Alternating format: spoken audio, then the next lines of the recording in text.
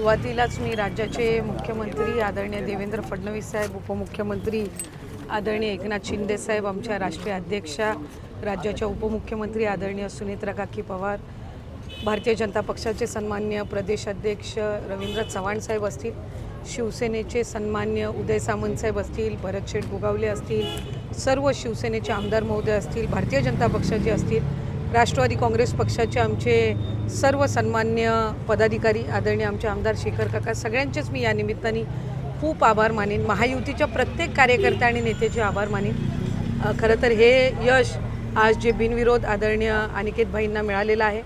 आदरणीय तटकरे साहेबांचे गेल्या अनेक वर्षांपासूनचे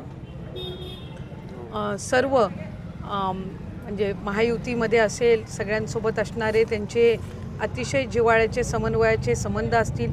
राष्ट्रवादी काँग्रेस पक्षाचे प्रदेश अध्यक्ष म्हणून काम करत असताना आज खऱ्या अर्थानं आमच्या सगळ्यांच्याच आयुष्यातला हा एक अतिशय आनंदाचा दिवस आहे, अतिशय अभिमानाचा दिवस आहे. आणि अनिकेत भाईंना या निमित्ताने मी खूप मनापासून शुभेच्छा देईन. एक खऱ्या अर्थानं ऐतिहासिक हा विजय आहे.